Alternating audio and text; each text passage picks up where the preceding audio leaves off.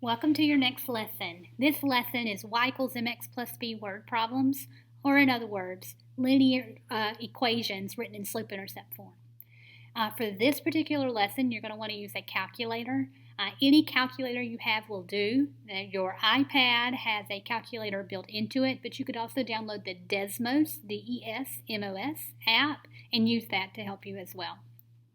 So let's dive in.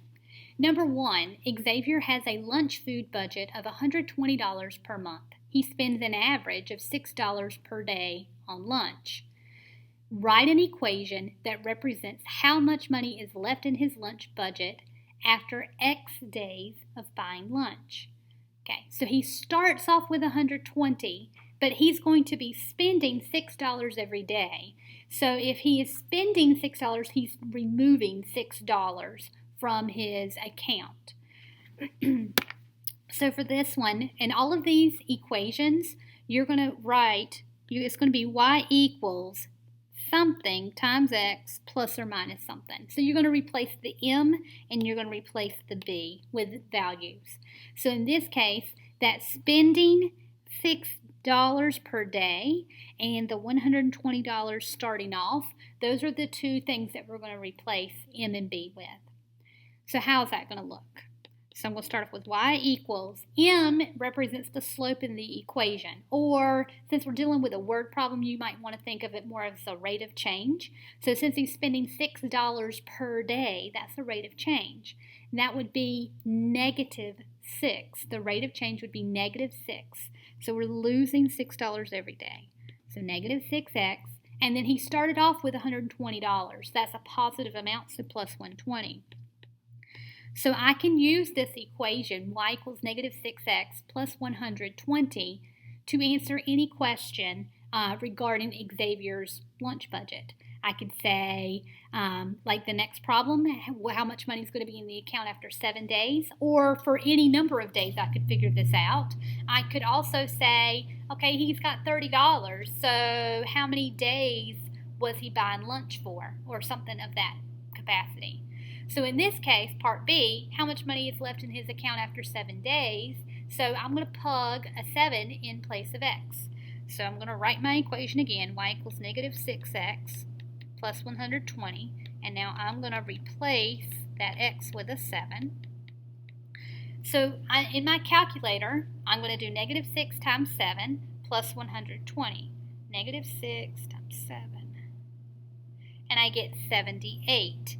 So it'd be 78, and y represented a dollar amount, so $78. Let's try number 2. Pearson's Palace has an 85-gallon fish tank. When it needs to be cleaned, it can be drained at a rate of 4 gallons per minute. So if we're draining the tank, we are taking water out, or something out of the tank. Part A, assuming the tank was full, write an equation that represents the amount of water in the tank after X minutes. So that draining at a rate of 4 gallons. They just told you 4 is the rate. So in place of m, I need a 4, but not a positive 4 because we're draining it. So in place of m, I'm going to put a negative 4. So y equals negative 4x. And then the y-intercept, that b value, when you're dealing with a word problem, that b value is going to be the initial amount, and that means the amount you started off with. So if we assume the tank is full, we know the tank holds 85 gallons, so the initial value or capacity of that tank is 85. And since it's positive, I'm going to write plus. So y equals negative 4x plus 85. That's the equation. Now we'll use that equation to answer the next part. How long has the tank been draining for if it has 33 gallons left? So you need to determine, does the 33 go in place of x or does it go in place of y? Well, in part A, it talked about the tank after x minutes. So x represents number of minutes, which is what you're trying to determine here. So when I do part B, I'm going to rewrite the equation first. But when I do part B, I'm going to substitute that 33 in place of y. So 33 equals negative 4x plus 85, and then I'm going to solve that equation. Let's see if I can slide this up just a little bit. Okay, So you would start off by subtracting the 85 on both sides. So 33 minus 85 is going to give me negative 52. And then we divide both sides by negative 4. So x ends up being positive 13, and x represented minutes. Let me move my picture here. There we go. So I'm going to write 13, and you do need to include, in this case, the units, so we'll say 13 minutes. So it'll take 13 minutes to drain that much. Let's try number 3. You are saving money to buy a stereo system. You've saved $50 so far. You plan to save $20 each week for the next few months.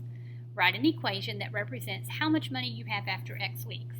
So if you're going to save $20 each week, you're increasing the amount you have saved each week. So that 20 is your rate of change, and it should be positive 20.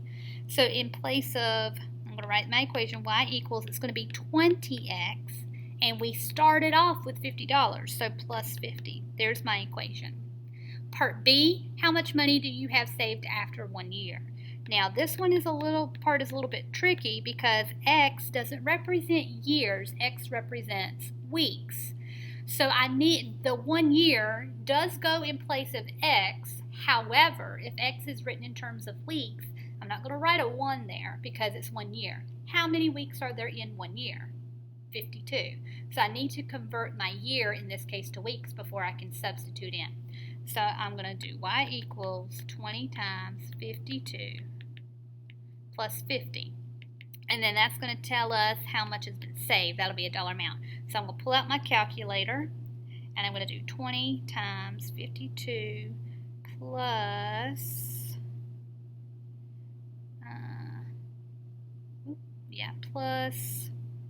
sorry about that, I'm trying to see my work here, plus 50.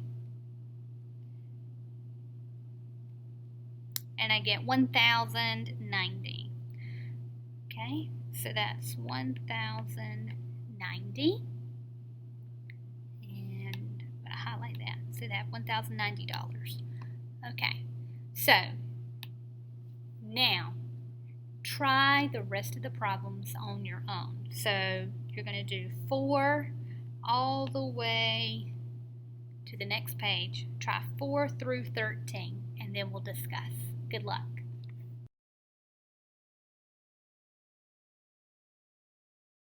Okay, welcome back. So you need to check your solutions to 4, 5, and 6. Look at number 5 very quickly. I highlighted the word depreciate. Depreciate means a value is decreasing. Again, so you may need to pause the video to see the work for 4, 5, and 6, and if so, then do that. And then the other problem that you were responsible for is number 13, and there's the work for problem 13. Okay, so if you have any questions about any of these problems, please make sure to contact your teacher so that they can assist you. Once you've completed this assignment, upload it and then work on your independent practice. Good luck.